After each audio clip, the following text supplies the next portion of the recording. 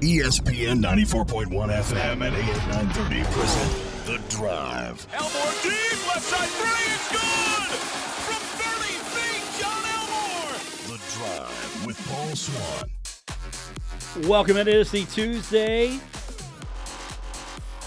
Thursday, Friday, Saturday, and Sunday. Not those days. It is Tuesday. It is the 30th. Welcome into The Drive here at ESPN 94.1 FM and AM 930.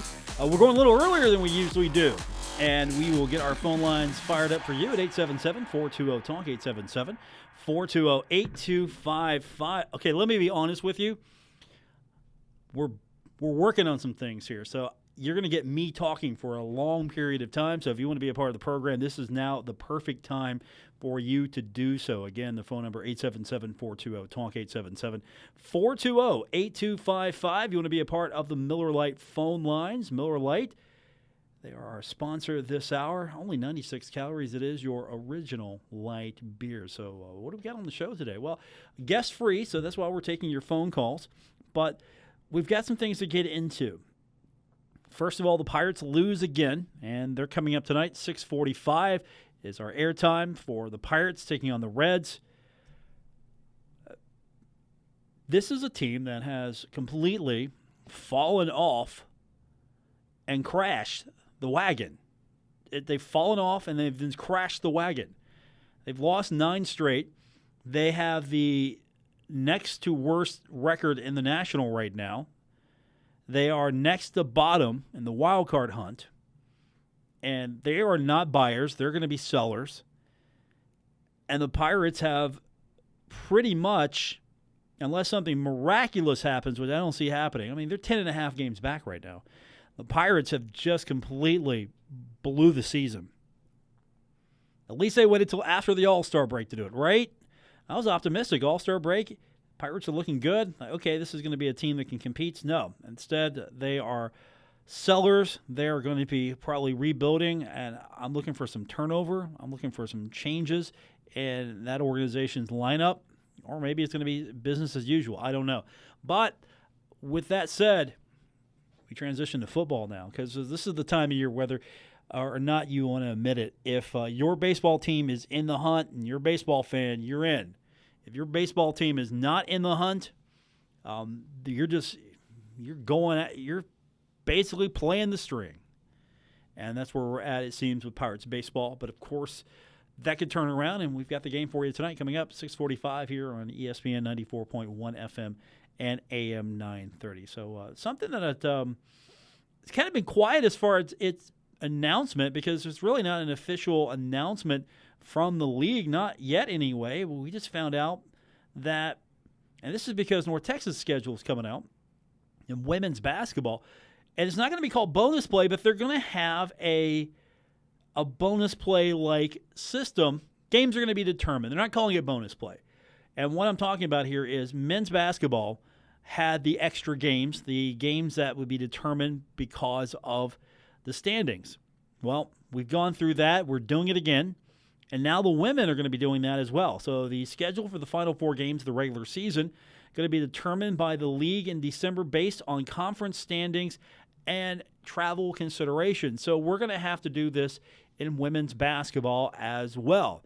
We'll try to get Coach Kemper on here in the next few days to talk about it once we get the official Marshall schedule. And I'm sure that's going to be coming out soon. Men's schedule is going to be coming out, I'm sure, sooner than later as well.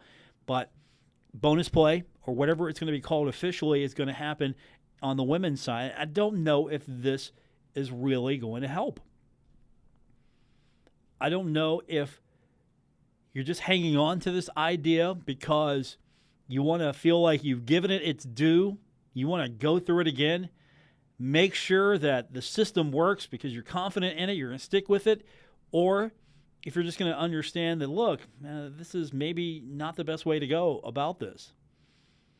And maybe you'd go a different route here. Maybe you don't play everybody and then throw in more games. Maybe you just play your schedule. You play 1 game.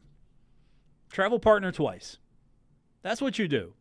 You play everybody once, travel partner twice, and then maybe you space the games out a little bit better. have your conference tournament. I don't know. Maybe you allow a few more non-conference games. I wouldn't do that necessarily. But instead of, okay, we got to isolate these teams, the top teams from the bottom teams, and let them play out the last part of the schedule. And hopefully by the top teams playing each other, they're going to get better or not fall. And we're going to isolate them from the bottom teams because we don't want a situation where the best team in Conference USA is going to get beat by the bottom team, and that just completely jacks the chances of getting an at-large bid. Let's be honest, unless there are 2 or 3 solid teams in Conference USA that have proven themselves non-conference and conference, I don't see that happening. I don't see this being a multi-bid league, not in the foreseeable future. And that's not a slight on anything. Conference USA is just how it is right now. I mean, you're going to see the major conferences get the majority of the bids. Conference USA is definitely not a major conference right now. And now they're going to try this on the women's side. And I don't know if this is going to help on the women's side. I will say this, there are better, more opportunities for women's basketball with some of these postseason tournaments. I've got to admit, Marshall getting into a postseason tournament, while not the NCAA tournament, was, I think, good for the program. I think it's more beneficial for these schools to have these opportunities on the women's side because, let's be honest, women's basketball sometimes maybe doesn't get the attention that the men's side does. And you want to make sure that you're doing everything you can for both the men and women. You want to get into the NCAA tournament. That's the ultimate goal for both the men and women. But I think you at least have some opportunity for your team to play, get some postseason experience. I mean, we talk about that, postseason experience. How beneficial is it? Well, I'm going to be honest with you. In football, it was really beneficial back in the day. You know what day I'm talking about. When Marshall was playing every year in the 1AA playoffs and getting multiple games and multiple practices. I mean, they're playing all the way into December. I mean, what coach wouldn't want the ability to be with his team coaching all the way up into December? I mean, that's why bowl games, while I think there are too many of them, are a big deal for coaches. It's huge. It's the most terrible feeling in the world if a coach doesn't have a bowl game to go to. It's a terrible feeling because they don't get to work out with their kids. So they're losing extra rep time. And, of course, you want to play for something. You always have something to go get. Didn't win the conference? Okay, we can go win this bowl game. And it's the only sport I know where almost half the football teams are happy in some way after the season's over. And basketball, right now, we've got 3 postseason tournaments. 4. Sorry, I forget the other one. The College Insiders tournament. You got the CIT. You get the CBI. You've got, of course, the NIT. You've got the NCAA tournament. So you got less than a handful of teams here. They got something they can say they won at the end of the basketball season, and that's okay. I completely think that's fine. In college football, half the teams that make postseason, they're happy at the end of the day. That doesn't happen in football anywhere else. In pro football, doesn't happen. 1AA, doesn't happen. College basketball, with the exception of the smaller tournaments, you got one team that's happy at the end of the day. Baseball, same thing. You got one team that's happy at the end of the day. One champion, one last standing champion. All the other sports, you got one last standing champion. In college football, you got a champion and you got all these other happy teams. And that's okay. And I get that. College football system's a lot different than it is for basketball. But back to the basketball point here. You're trying to improve your chances of getting postseason for your student athlete. I just don't think this system works. Maybe it'll be better in basketball for the women. Maybe the women's game is going to be a little bit more conducive to this. Maybe somebody will take notice. At-large selection, Marshall, you would hope. The ultimate path, though, is to win your postseason tournament. Not your regular season necessarily, your postseason tournament. You don't have to win your regular season. You're playing for seeding. Really, that's what the regular season's all about. You're playing for seeding to get into the tournament, to then try to make your case to get into the NCAA tournament. And how you make your case is you win your conference and you get awarded the automatic bid. But there's this notion that you can do this schedule, work it up enough where if your regular season champion doesn't get to the championship or win it in the tournament, that you've got enough of a resume to win an at-large bid. And honestly, I haven't seen enough to tell me that this is ultimately going to be the right way. And we can argue statistics, we can argue ranking, we can argue all of that, and we will if you like. But at the end of the day, I don't feel like this is fan-friendly. I don't feel that this is going to change the scales in any meaningful way. It comes down to also exposure. Plain and simple. If I've not watched your games, I'm just looking at what you look like on paper here, I might not know as much about you as I should. Because really, I think that's what it comes down to, the almighty eyeball test. You look at all things being equal, the eyeball test sometimes is the only thing we go by. But you know what? Let's see what happens here. I just don't know if you're ready for round 2 of this, or in this case, round 1 for the women's team, because you're going to play your games, and then you're going to have your final 4 games determined by where you're at. And say you're hot. Say you're on fire right now. You're sitting here, and you're making your final push. Team's on fire, and then they lock you in your initial seed. You're locked in. Okay, you're locked in at 5th.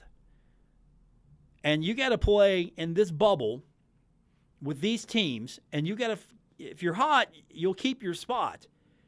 You won't slide too far, but you don't get a chance at maybe a higher seed. Unless you're at the very bottom of your pod, you can play for a higher seed. But if you're at the very top of your pod, and let's say you're Marshall, and you're starting to play well, and you've got those final few games that are coming up, and if you win some of those, you might work your way into a better position. No. You're cut off from that. That avenue is closed to you, and then you're in the middle of the conference, and now you're trying to make sure that you stay where you're at because you can fall. Now, of course, that argument can be made as well that, okay, you could fall further back if you weren't in this pod system, and that's true too. But the opportunity for me to move forward. So Marshall, I mean, this could be good for Marshall if, say, they're a bottom team. Let's just say, hey, they're a bottom team, and we lock the schedules. Okay, here's the pods. And Marshall's in that low pod, and they could play their way and work their way into a postseason spot, a tournament spot. I mean, it's great there because then you give the bottom team something to play for. I mean, really, it benefits the bottom teams in that regard to get into the tournament. The top teams, they're basically feasting on each other. I mean, you're really feasting on each other, and you're beating each other up. And unless you run through that schedule, you're the top team in the conference, and you roll through it, and then I think that's going to help you a little bit. But I don't think that's going to be the push because it's not that you're losing to lower-tier teams in your conferences. Your conference isn't that highly regarded compared to some others. The strength of schedule, the whole perception of everything, as far as what's it mean? If Marshall runs the table in Conference USA, what's that mean compared to other teams in college basketball? I mean, it's a pretty big deal. If you run the table in your conference, that's a pretty big deal no matter what you do. But at the end of the day, I just don't know if really this is the right way to go. It seems limiting to a degree. But we're going to do it. We're going to see what happens. I mean, there's no sense in complaining about it. Really, you can't complain about it because the only thing I think it hurts is you like to have the schedule ahead of time so you know, all right, here's the dates. I'm going to go see Marshall basketball. Here's the dates. I mean, that's why a schedule is important. That's why you release these as early as you can, because it gives people time who want to come plan. I don't think Huntington's a spur of the moment, hey, let's just go to a game kind of city. I mean, if the weather's nice and football, Marshall's winning, yeah, we're going to get a good walk-up crowd. But at the end of the day, I just don't think that this was fan-friendly enough. But to Marshall's credit, and Herd fans' credit, there was a good amount of people who showed up for this. They, especially the fans who got to take advantage of, all right, I'm going to get to relocate my seat. I mean, if you're a Herd basketball fan and you're not sitting in the lower bowl and somebody decided they weren't coming to one of these postseason tournament games, or they weren't coming to one of these other games, you could possibly relocate your seat. More so in the postseason tournament. But as far as your season tickets are concerned, you might get lucky. Somebody could say, I can't go. You want my ticket. I mean, there have been cases of that. So you can work your way. You can upgrade your seat. I just don't know if this is going to really do it for college basketball. I don't see other conferences going to it. That's the thing. I mean, Conference USA isn't the great innovator here, are they? They're still ahead of the curve that the other conferences hasn't caught on yet? No. Play your schedule, then you go to the tournament. You lock your schedule in, you know what's going on, you know what's happening, and then you go to the tournament. But that's the problem when you're in a situation. Marshall, you're in a one-bid league. That's it. You are in a one-bid league, and you have to play to win the tournament. I mean, it's a shame. Marshall's been in a situation where Marshall's moving from the Southern to Conference USA, and they have to go through the MAC in the middle to get there.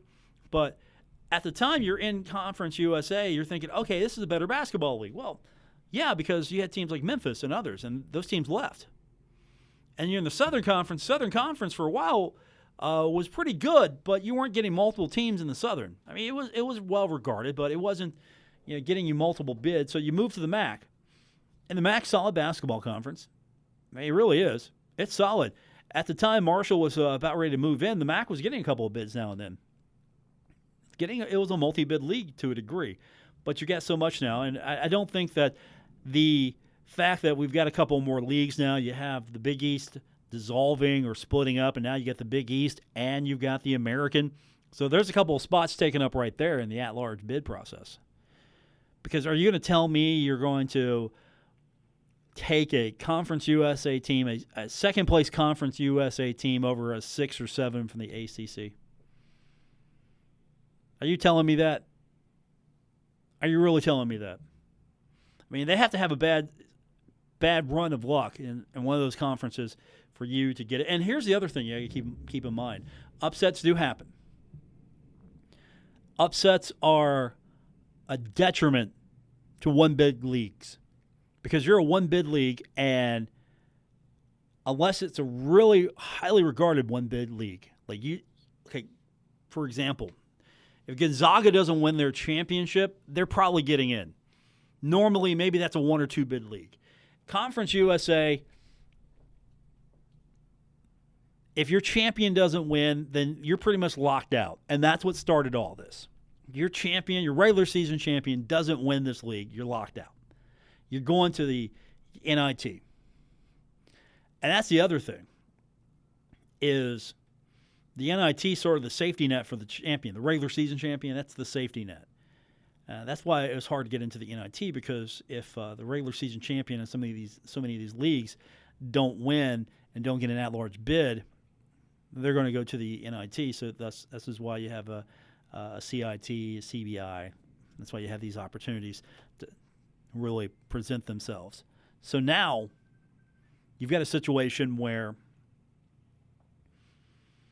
there are upsets, and that's going to knock down some teams as well. Because say you get a higher profile upset and you're got a team maybe it's in that you didn't think would get in, then you're going to try to make room for the higher profile upset. Like I said, Gonzaga, for example. Gonzaga's getting in unless they just have a terrible season. And maybe that's not the best use of example here. But for the women's side, maybe this will be more effective. I don't know.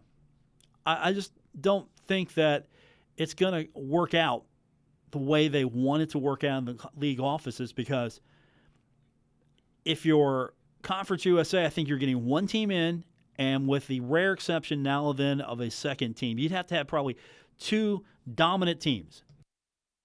You have two dominant teams, and you could probably make the argument. You have two dominant teams in the regular season. They meet in the conference championship. You have possibly an argument. I mean, you have a situation where you have a team that could play someone 4 times if it's the travel partner. Marshall could have played Western Kentucky theoretically 4 times in this system. 4 times. Twice because they're travel partner, once in the pod system, and then once again in the tournament. Could have played them 4 times. Now, if that's Duke, North Carolina, I'm signing up every time, but that's not how that works. And so you got to hope that this scheduling either is so beneficial, and I didn't see it, and I wasn't on board with it, and I'm proven wrong, and then I'm happily walking this back saying, look, you're right, I'm wrong. You know more than I do when it comes to this new math. I just don't think it's going to work. It is 5:21. Welcome into the drive here on ESPN 94.1 FM and AM 930. So I got a good news here. I can take a commercial break. Is that what you're telling me, Gabriel Sellards? See, you all didn't think I could go this long. You guys were taking bets. You're forcing me to stop. All right, we're backing up and running. We're going to take our break, come back. We will continue on. It's The Drive, ESPN 94.1 FM and AM 930.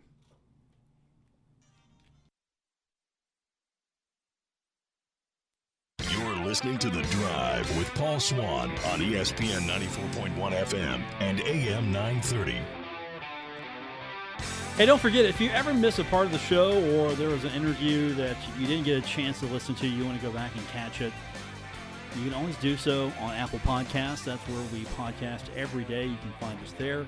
We're also on Spotify. Wherever you get your podcasts, you can find us. It's The Drive, Paul Swann, right here on ESPN 94.1 FM and AM 930, now on Apple Podcasts. So, yesterday was an opportunity to catch up with Doc Holliday. Season is fast upon us. Camp's going to be opening up here sooner than later, and we're going to be barreling towards football season beginning.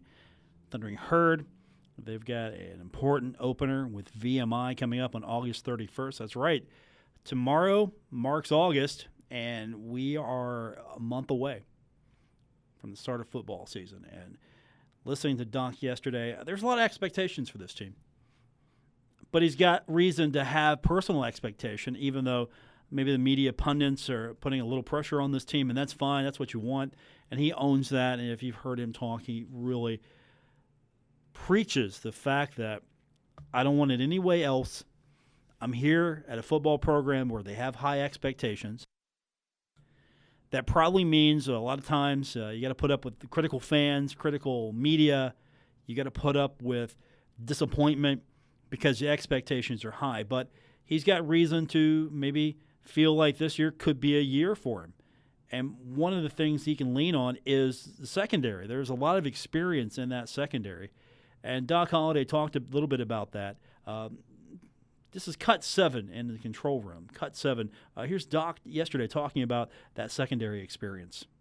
Yeah, I like Chris. Chris Jackson's been tremendous, and just to watch him grow from his freshman year till now has been a lot of fun. And Nazeeh Johnson Drayton's played a lot of football. Carol Morrell's back as a starter. Gilmore, was a true freshman a year ago, played a lot, but got his feet wet. So, like I say, we're trying to add a couple more pieces there between now and Friday, so we'll see what happens there. But I like we got some good young players that they're going to have to step up there. And another thing that he's got a lot to feel pretty good about is the offensive line. There's a lot of experience coming back there. And Gabriel, this is cut 13. This is Doc talking a little bit about that offensive line, the experience that he's got coming back.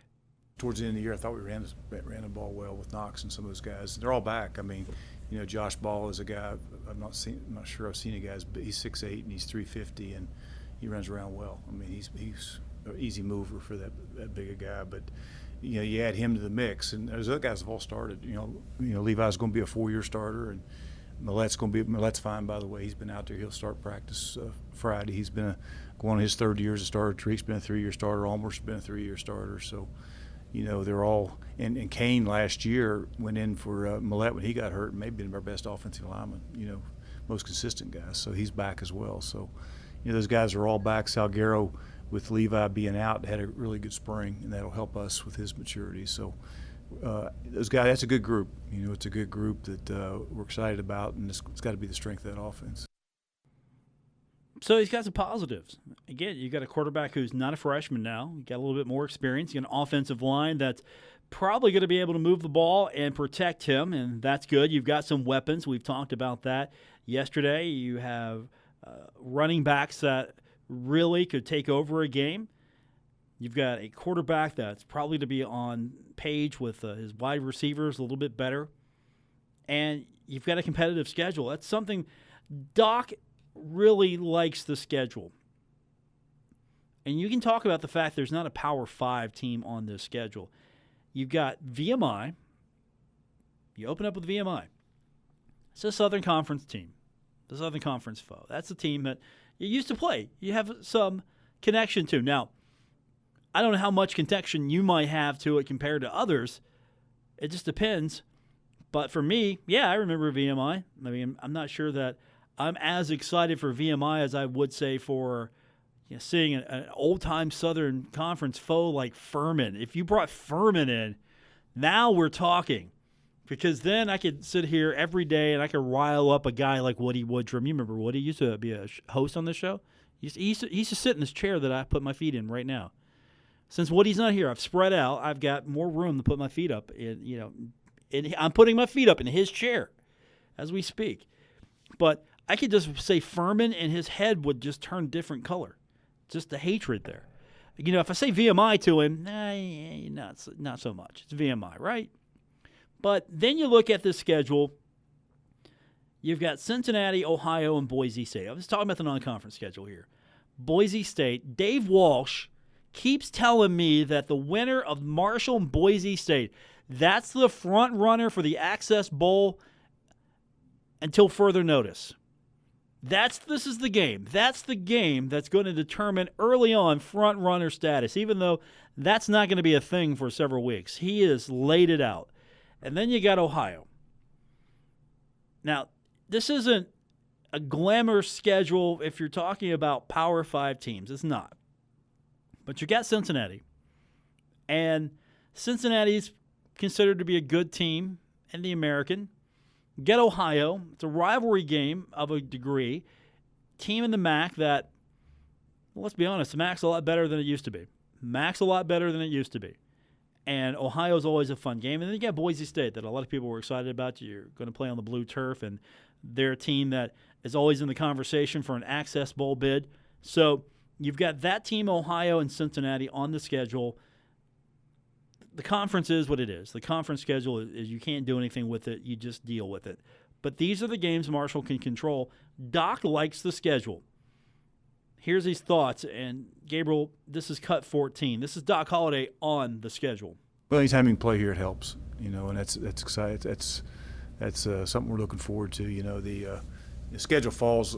We open up here home, of course, which is important, and then get the opportunity to go to Boise. They're at Florida State the week before. They're there on Saturday. We're here, so get the chance to play out there on a Friday night, which is going to be great exposure for our program. And the good thing about that is because we're going so far that we have a extra day to get back and get ready for great challenge with Ohio U, and then we get an open day prior to Cincinnati. So I think it falls pretty well, as far as when it is with the open date and the extra day and that type of thing. So we just got to make sure that, like I said before, we go to work every day and prepared to meet that challenge. And once those are over, then we get into our conference. And I think we open up on – I know we open up on the road, which you never like that per se, but that's just the way it is. Now, let me just add that Doc's not going to trash the schedule. You think he's going to sit here and go, VMI, we're just going to wipe the floor with these guys. They're one AA team, whatever FCS, whatever that is, won a game last year. We're just going to throttle these. No, he's not going to say that at all. Instead, he's going to be pretty excited about his schedule. he's going to be pretty excited about his schedule because of the fact that he likes the way it stacks up. He likes the fact that these are some winnable games for him. I think that's probably the more important thing for him is they're going to be tough, but they're also winnable. VMI is what it is. Boise State's going to be a good test early where you're at. If you win that game, great. It's going to be a nice little feather in your cap. If you lose that game, it's early. You don't have to really worry about that too much, especially if it's close or competitive. Not a moral victory there, but it's not going to ruin your season. Not in one bit. But it'll be a great win to get. Ohio, Cincinnati, same thing there. They'd be good wins to get. Not going to ruin your season because your true season begins on October 5th at Middle Tennessee. But the way this thing plays out is Boise State's got to take on Florida State, and Marshall going to take on VMI. Marshall's got an easier tune-up. Boise State obviously got a better, harder tune-up, or at least an opener. Not a home opener, but an opener nonetheless. And then after that, Marshall's got an extra day to get ready for Ohio. So really, when you're home watching Ohio, you're already game planning. Ohio, they'll play, and then you'll take them on the 14th. That's at home. Then you got a week off. Get ready for Cincinnati. I mean, that's not bad. You get an extra day. Not that the extra day is going to be the all-ending factor here, all-deciding factor. It's not.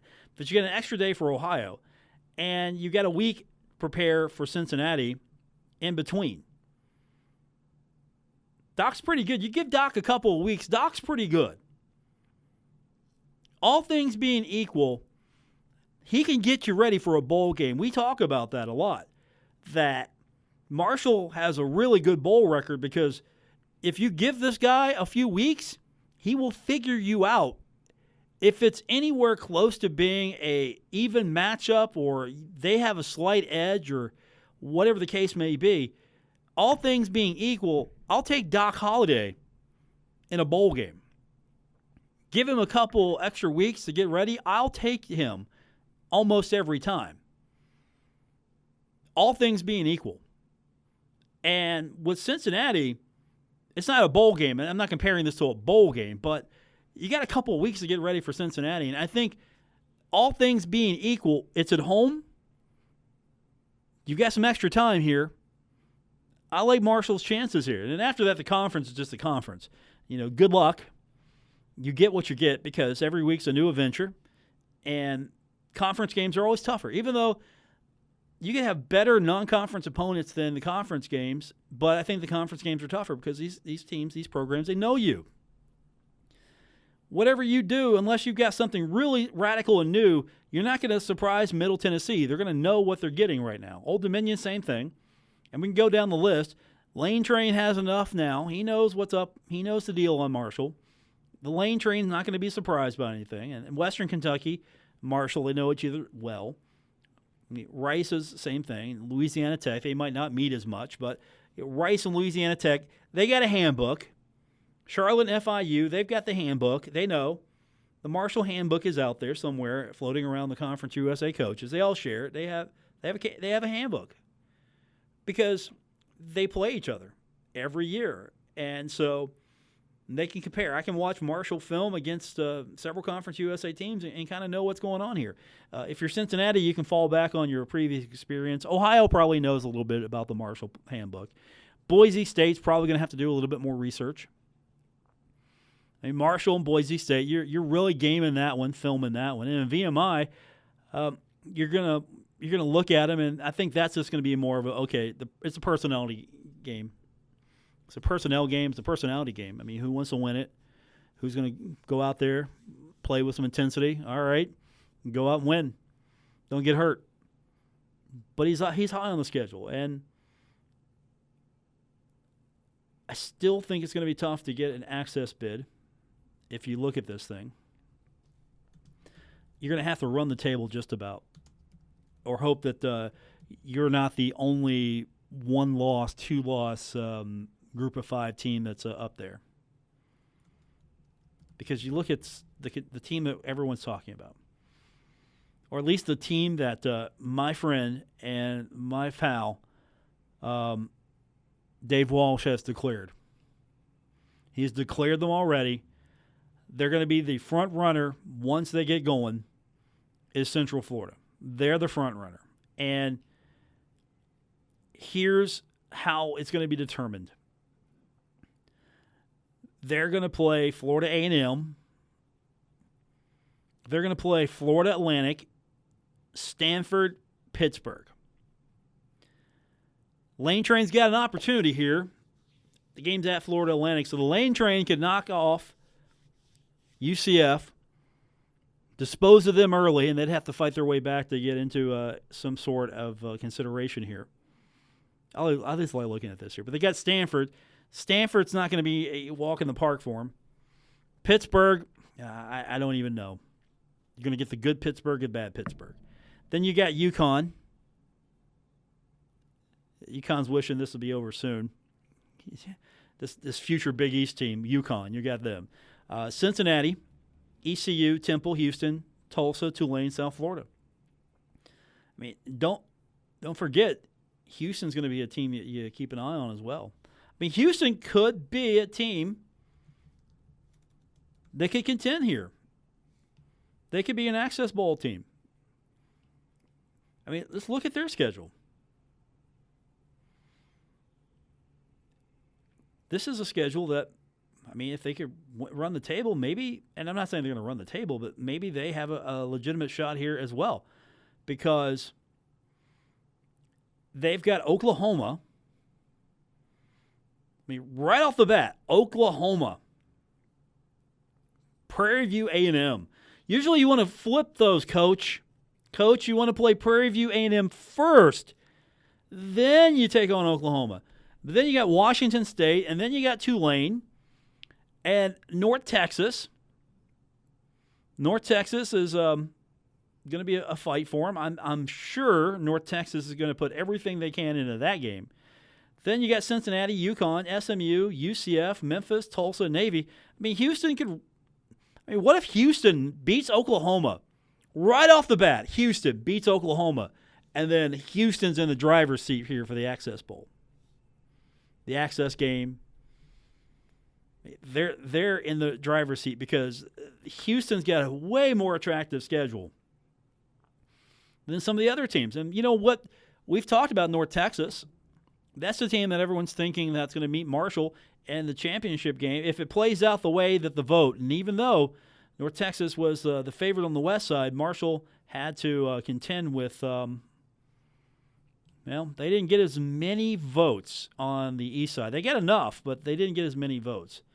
But North Texas, their schedule, if you're looking at that, and let me pull their schedule up. They got one of those, let's put it this way. They got one of those not friendly schedule websites.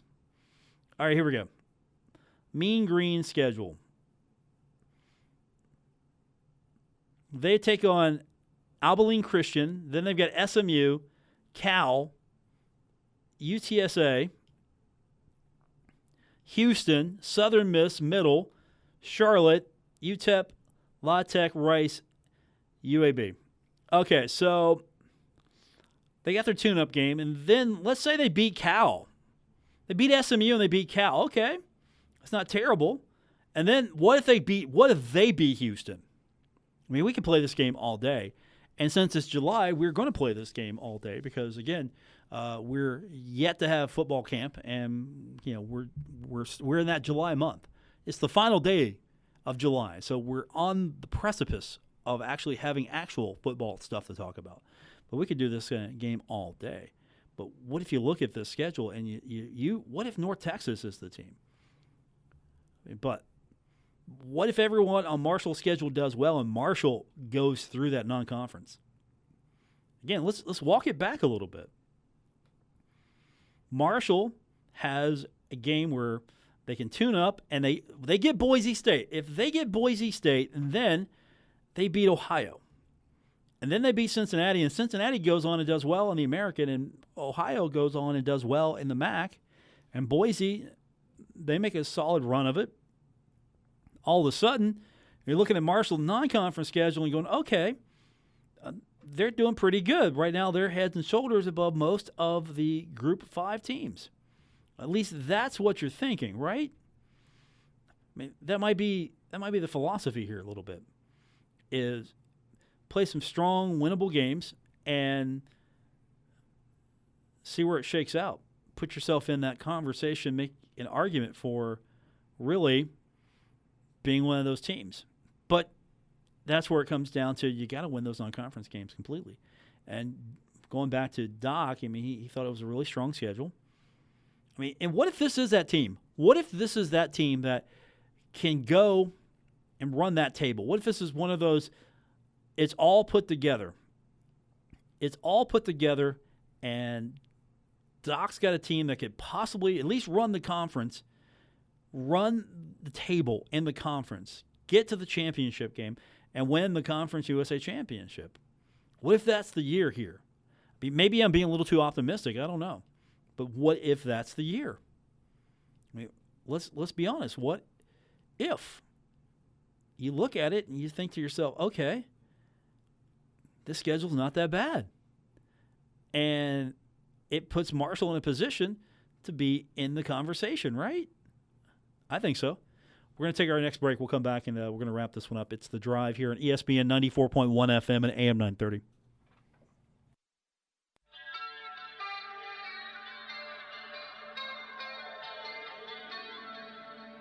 Now, back to The Drive with Paul Swann on ESPN 94.1 FM and AM 930.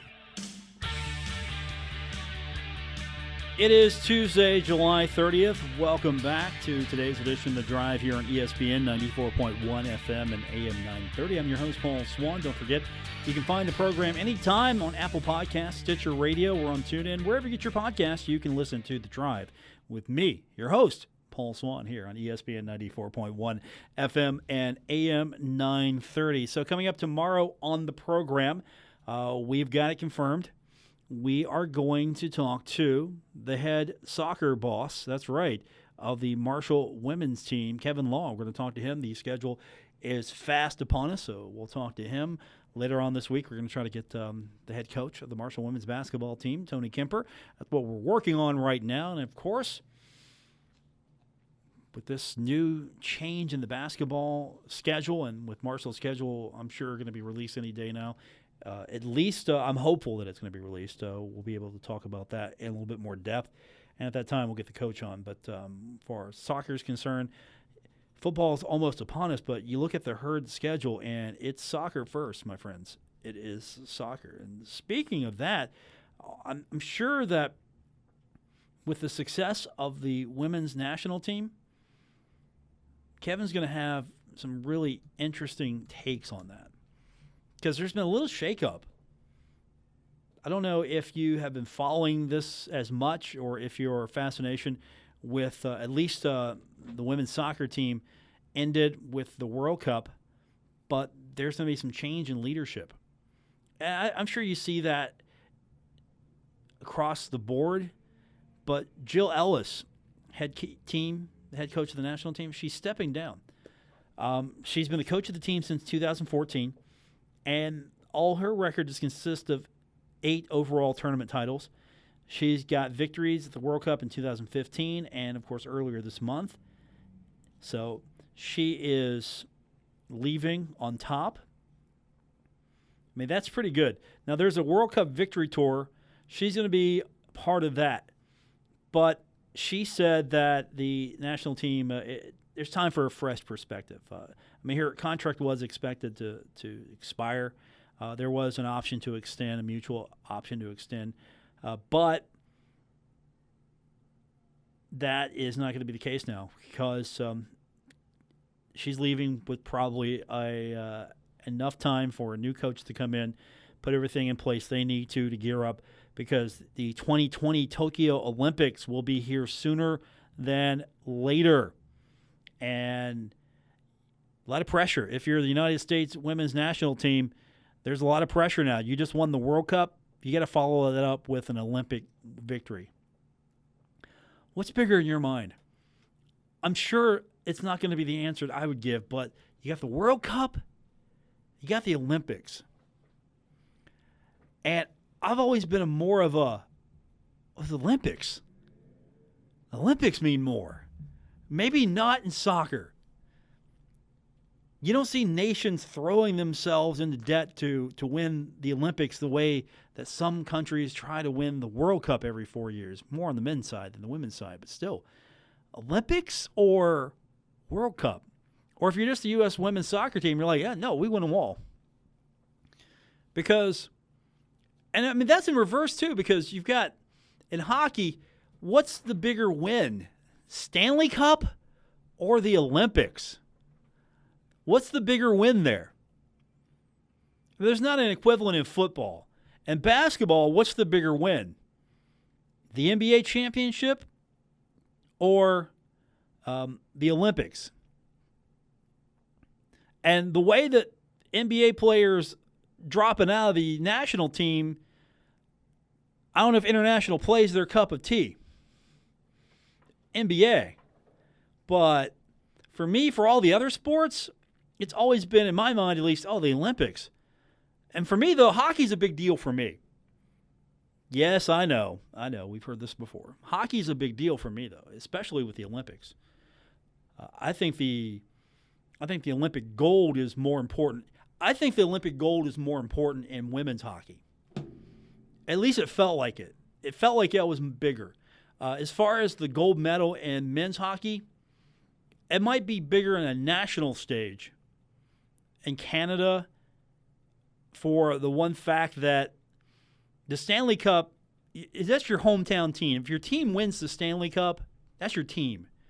It's like, with the exception of, say, Toronto wins the NBA championship and the whole nation of Canada embraces the win. If the Lakers win the NBA Finals, other than Bill Cornwell buying a championship shirt, because that's what he does with every team that wins, you should see his wardrobe. Have you ever seen Bill's wardrobe? Gabriel, have you seen Billy's wardrobe? He has got every sports team imaginable in his wardrobe. If your team won a championship, he's probably got the shirt or a commemorative cup. I don't know which. Just depends. But, yeah, I legitimately, if the Lakers win a championship, I'm legitimately a Lakers fan. I'm excited. But I was a big fan back of the day of the Dream Team. Just the best of the best of the best. Going in, smashing everybody. That's why I was on board with the women's team in soccer. Just go out, smash everybody. I'm on board with this cavalcade of destruction. And that's going to do it for this edition of the show. I want to thank Gabriel Sellers for taking good care of us. Good job, Gabriel. I know we threw some technical headaches at you today. We challenged you today, sir, and you did all right. You did all right. Don't forget Apple Podcasts, Stitcher Radio, TuneIn, Spotify, wherever you get your podcasts. You can always go back and listen to any episode of The Drive. For Gabriel, I'm Paul Swann. Thanks for tuning in for today's edition here on ESPN 94.1 FM and AM 930. Good night, everyone. WRBC Huntington, W227BS Huntington, your flagship home of the Marshall Thundering Herd and The Drive with Paul Swann, ESPN 94.1 FM and AM 930.